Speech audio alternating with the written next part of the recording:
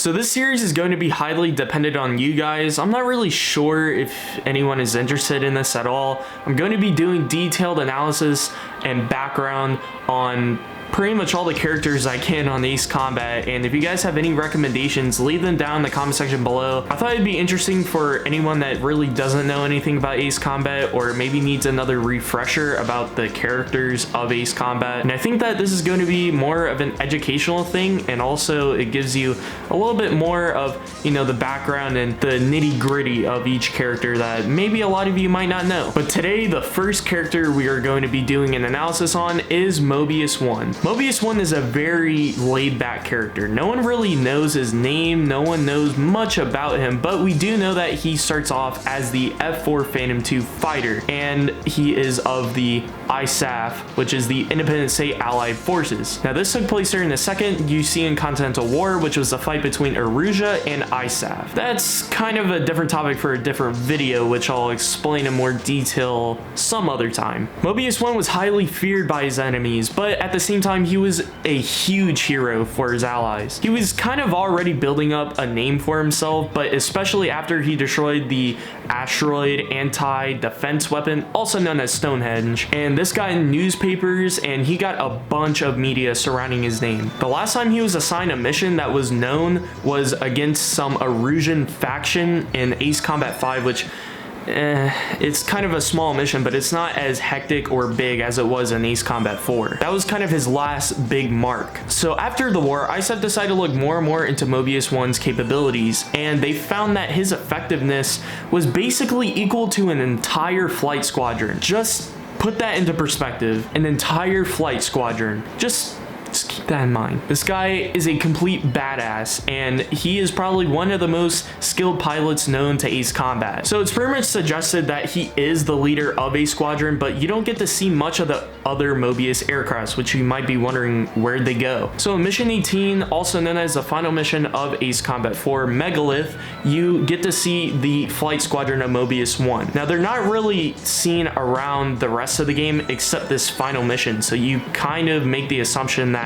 Mobius One doesn't really have any more remaining members in his flight squadron except 2 through 8 in that mission. So this is kind of the final battle between the Yellow Squadron and Mobius One's flight squadron, which pretty much you don't get to see until this mission. So then you start to question, well, has he always been a leader this time? Well, yes, but no, because these members aren't seen throughout the rest of the game except Mission 18. So you start to wonder, okay, so then where have they been this entire time? You just kind of make the assumption that these are the remaining members of his flight squadron, and this is kind of the all-out battle, the final battle where they are put to the test. So you pretty much make the assumption that Mobius One has been doing all the work and his teammates have been just kind of chilling, you know? Mobius One has been there the entire time. It's also suggested that during the events of Operation Katina, that the rest of his squadron members were either shot down and Mobius One was assigned as the only fighter, or that the rest of them were just reassigned because Mobius One was so effective that they didn't need everyone else. Operation Katina takes place 1 year after the conclusion of the Second UC Continental War. In Operation Katina, combat had broken out again in areas such as Mount Chestnut and Newfield Island. Since the Free Erusia forces didn't have much of a ground force, they heavily relied on airstrikes. Free Erusia was still able to mobilize its fighter aircrafts despite Mobius One's strategic interception. Mobius One took out lots of large aircraft carriers, destroyers, and bombers. As Free Erusia's forces kept getting smaller and smaller, they decided to retreat towards their headquarters along the White Valley coastline. The rebels established their headquarters inside of a munitions factory, which also supported an airstrip and naval shipyards, as well as petroleum extraction and refinement facilities. Mobius One confronted Free Erusia and inflicted massive damage on their armada. As the last bit of them were eliminated, he was engaged by a squadron of experimental XO-2 Wyverns. This was the pinnacle of unmanned aviation technology and supported advanced avionics and flight control systems. There ended up being a huge dogfight, and in the end, Mobius One defeated all of the XO-2s and returned safely back to base.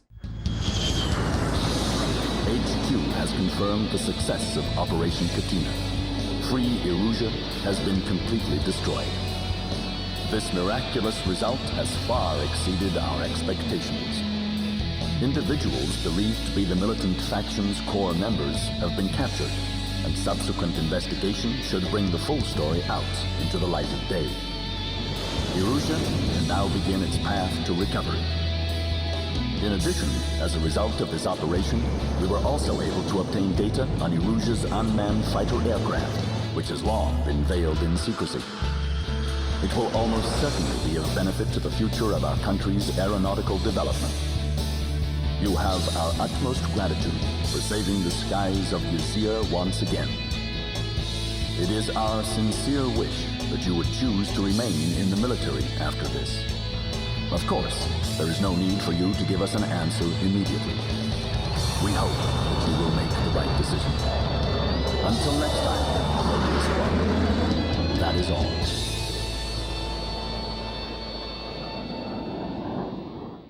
Mobius One is also known as the Grim Reaper and the Ribbon Fighter. Mobius One's appearance in Ace Combat 4 is not the last of him. He's been featured as a non-canon enemy and also referenced throughout many times in the series. In Ace Combat 0, Mobius One appears as the final boss in the special stage, the Gauntlet. Mobius One will only appear on Ace difficulty and if the player shoots down the Espada Squadron in under 1 minute. Also hidden in Ace Combat 0's game files contains the .vut file with the comment on screen. This alludes to the starting altitude of Megalith at 6,666 feet. That's a lot of sixes. In Ace Combat 6, a pilot calls out to someone named Mobius in the background radio chatter during the Chandelier mission. Mobius One can also be fought in the Ace of Aces DLC mission, Heavy Command Cruiser. He appears as one of the legacy enemies in Ace Combat Joint Assault Special Mission, Ace of Aces. He's the 70th aircraft the player must face. Initially, he starts out pretty slow, but then later on adapts a aggressive flight pattern of the Varkolak Squadron. Mobius One has various references in Ace Combat Infinity. Reaper's name in Ace Combat Infinity comes from Mobius One's nickname, the Grim Reaper. Also, he uses many of the same exact aircrafts that Mobius One used, such as the F-22A Mobius One and the F-4E Mobius One, which were included in Infinity. Some people think that they are the same character, but since they're in two separately different dimensions, they in fact cannot be the same person. But Mobius One is referenced very highly in Ace Combat Infinity. Unfortunately, I got this wrong in my theory video a long time ago, which I still highly recommend you check out. Once again, Mobius One is pretty much a certified badass, and this is why he's probably one of my favorite characters in the entire Ace Combat series so far, since I haven't really beaten Ace Combat 5 or 0, so... But don't worry, I do plan on beating those games, and I'd also like to know what you guys want to see whenever I live stream those games. Do you guys want me to beat Ace Combat 5 first or Ace Combat 0? All these will be live streamed and archived on YouTube, so make sure to be there whenever I announce it. I will have a video coming up soon about that, but I'd just like to know in the comment section below about that. And also, let me know if you guys would like to see more of these. I really plan on making more in the future. I really enjoy it, and it gives me more of an in-depth analysis and background check on each character that I might not really know at all. Also, in the past, I have made a theory video on Mobius One, whether he is Reaper or not, which it has mixed reviews. I wouldn't say it's the best video I made, but it didn't have any concrete background or evidence to support my theory. So if you guys want to see more theories, I would probably have a lot more evidence and a lot more information and facts. Let me know in the comment section below what you would like to see, and also for the next time, let me know what character you would like me to analyze in the next video. And with all that being said, thank you all for watching, and I will see you guys then.